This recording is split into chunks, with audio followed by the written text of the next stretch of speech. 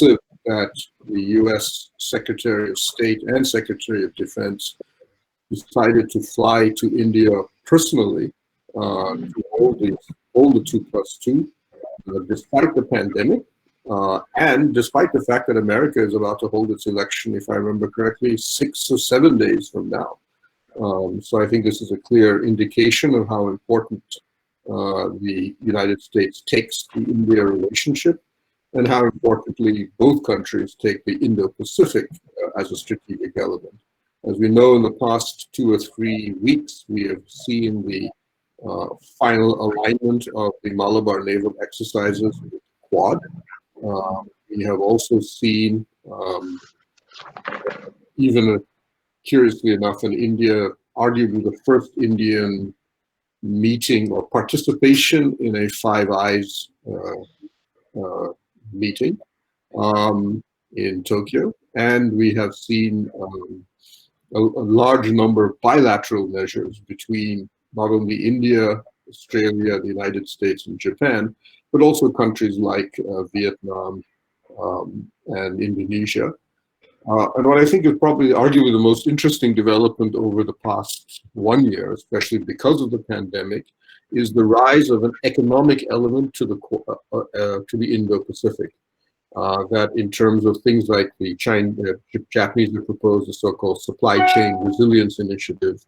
The United States has proposed similar kinds of supply chain movements in electronics, pharmaceuticals, and a whole host of other areas. And all of them are basically designed to reduce the dependence of the Indo-Pacific nations on China. So you have a new element, an additional element, if you wish, of technology, economics, as well as the original military and political alignment that we had. So I'll now turn and ask Ambassador Prakash to begin proceedings. He's an ambassador, and under protocol, he outranks all of us, and he will therefore pull me up if I don't start with him. But one of the things that we had noticed earlier with the concept of Indo-Pacific was different countries had different points of view as to what that actually meant. And it goes back, of course, to the first Shinzo Abe speech to the Indian Parliament. He spoke of the confluence of the two seas. Since then, one of the issues that we've had within the Quad and various other groups is what exactly is the Indo-Pacific and where is this going? So I'll ask you, since you were an ambassador in South Korea and you've been tracking this very closely, where do you see the differences on the definition of Indo-Pacific and what this means? And where do you see the points of convergence? Well, thank you very much, Chair. And when you want me to stop, kindly give me 30-second notice and I shall promptly do so. Very good evening to my fellow panelists, friends, ladies and gentlemen. Namaste. I'm delighted to be here under the able guidance of the Chair to talk about the IPR construct, as India calls it.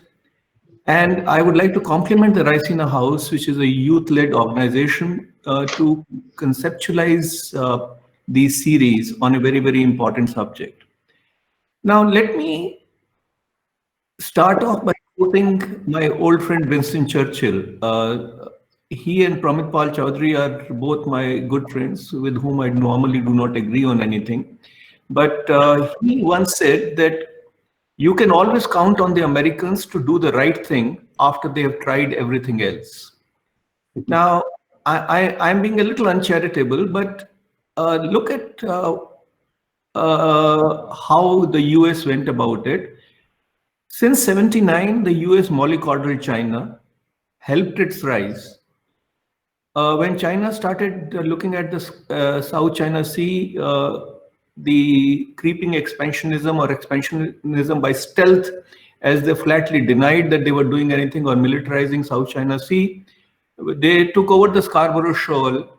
And what did President Obama do? He wagged a finger and told them sternly to back off. And the rest is history. The US mercifully has realized that what China is actually all about. And one consistent theme in President Trump's pronouncements have been about the challenge that China poses. I'll come to that later, but now let me switch to IPR in this background. We all know it was mentioned by the chair that Prime Minister Shinzo Abe was the first person to speak about it. Secretary Hillary Clinton, in an article in the Foreign Policy magazine in 2011, spoke about the significant connection between Indian and Pacific Oceans and announced the US pivot back to the region and introduced the word Indo-Pacific. When PM Modi went to the US in June 2017, the joint statement referred to Indo-Pacific, and President Trump has also been using it. So it has come to stay, so to say, and now we know that France, Germany, and other important countries are also subscribing to the idea of Indo-Pacific. Now, what is the Indo-Pacific? That is a million-dollar question. Is it an initiative? Is it a construct? Is it a vision? Is it a strategy? It's an alliance. It's like a hat that is worn by many people, and it is described. Or we in India like to believe that there were 5 people who had blindfolds, and they were describing an elephant. So it all depends on where you are physically located. What's your geographical location? What is your threat perception? What is your relationship with the elephant in the room called China? Although India does not refer to China openly, which is something that I am puzzled. And I have discovered that we have found a shorthand or longhand to refer to China. When we say that free rule-based international order, that means China, ladies and gentlemen. So please take due note. Now, for India, IPR at least was an inclusive and geographical concept. That's what Prime Minister Modi spoke of on the 1st of June at the Shangri-La dialogue when he spoke about the Indo-Pacific region. Whether we will continue holding that viewpoint, I think the jury is still out. I don't want to talk about India's association or India being an integral part of the Indo-Pacific region, or that is India's imprint, India's involvement, India's association with the Indo-Pacific region is age-old. We are the net security provider in this region, along with other key countries, especially Quad. And we are committed to a rule-based, free, open, democratic, and inclusive. The important word also is democratic region in pursuit of peace, progress, and prosperity. It's also a fact when we talk of reluctance to name China is, while we know that China is no friend, and what has happened in the last few months has put any doubt that we had to rest that this is not a benign power as far as we are concerned.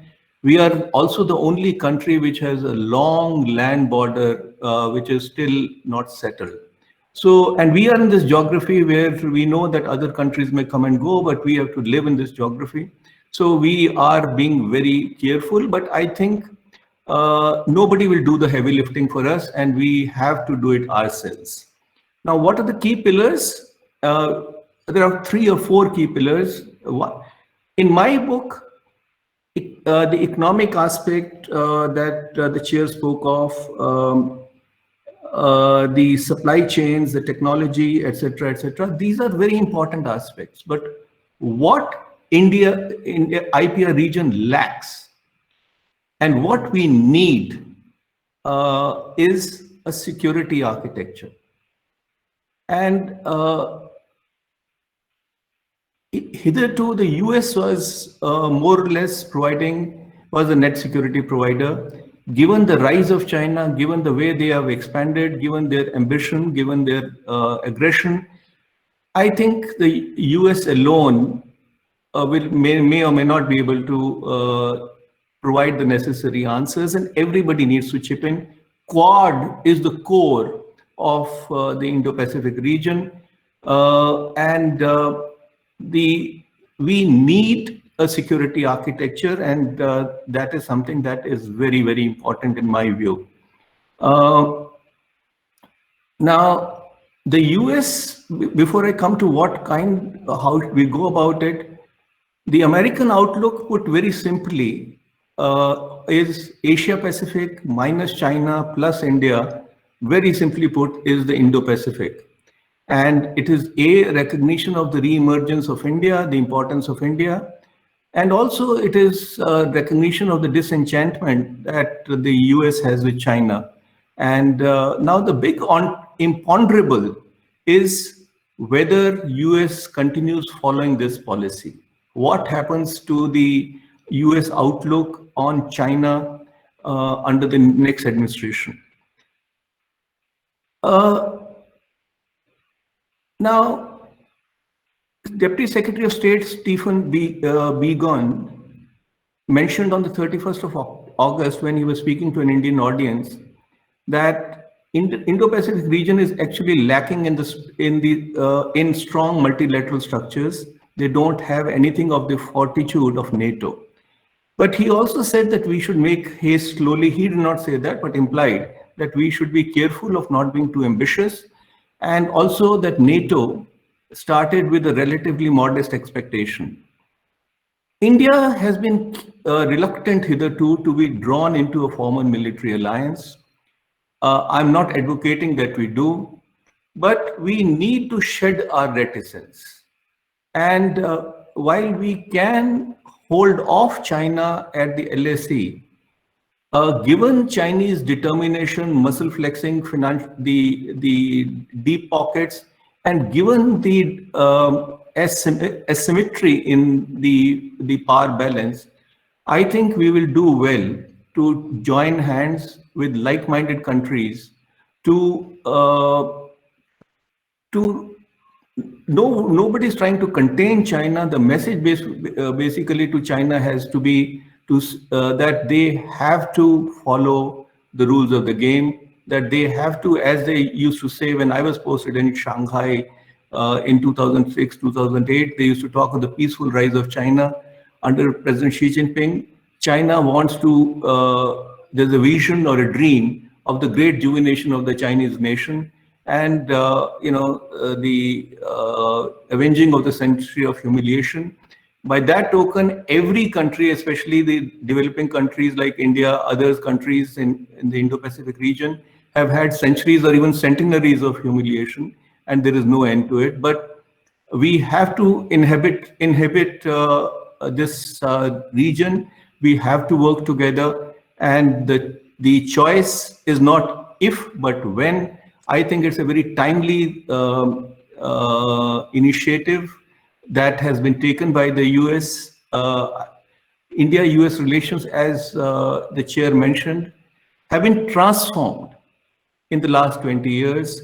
It is indeed significant that in the COVID era, especially when the Secretary of State and the EA External Affairs Minister had met just about 3 weeks ago at Tokyo, they have taken the trouble to come all the way to India, and Secretary of State has been very, very open and consistent in to call a spade a spade. So we and other like-minded countries need to kind of gradually take the steps forward. And I think the challenge is real. It's not going to go away. We have to take the bull by the horns. Thank you.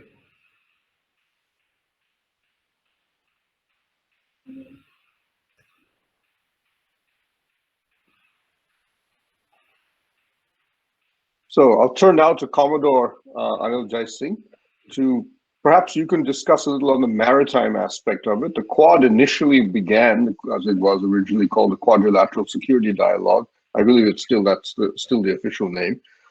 Began as a maritime exercise, a humanitarian disaster relief exercise. and of course has now become something much more. But the Indo-Pacific, if you wish, has its origins in the oceans, in maritime power. Where do you see each of these countries looking upon the maritime aspect uh, of the Indo-Pacific, and how important do you think that will remain for the future? Yeah, I think well, firstly, thank you, Raisina House, for inviting me to this discussion with such an eminent panel. I'm indeed honored to be part of the panel and to be here with you all. And I think it's a great initiative you all are taking with this Indo-Pacific series, because it's a very wide subject. We sort of shouldn't look at it in a very narrow through a narrow prism. Coming to the question about the maritime element, yes, the quadrilateral security dialogue at one time seemed to be defined by the maritime element. In fact, if you look at the Indo-Pacific, by its very name, it suggests a maritime orientation. And given China's uh, approach to its path to global domination, it's obviously choosing the maritime route with something like the BRI and the rapid expansion of its navy. In fact, China's navy is expanding at a pace nobody has seen in recent times. They are commissioning 20 to 25 major warships year after year. Numerically, they are now the largest navy in the world, though of course capability-wise they're still a distant second to the United States Navy. But they are closing the gap with a lot of disruptive technologies which they are mastering. So now we have to cater to this sort of element, which is of Chinese Navy being a dominant force. They're obviously trying to literally push back the US Navy in the Pacific, in the Western Pacific and the South China Sea. They want to be fully dominant there. They've created the islands. They've got the largest coast guard in the world. They've created something called their maritime militia, which is basically armed fishing boats. So they have this tactic of swarming any naval presence over there from any of the other countries by hundreds of boats surrounding it. They've got these drone swarms which come like a house of bees at a single warship or a single coast guard ship from any other navy. So they're adopting a lot of tactics to intimidate all the countries in the Pacific of the Indo-Pacific. Insofar as the Indian Ocean is concerned, and I this has been my sort of you know this is what I've been saying all along, that India at the moment does not have the capacity to involve itself in the Pacific as much as it should be focusing on the Indo. Because if you look at the Quad, the other three countries other than India are all resident Pacific powers. India is the only Indian Ocean power. Also, if you look at the larger Indo-Pacific, as far as the Pacific countries are concerned, the Indo-Pacific ends with India.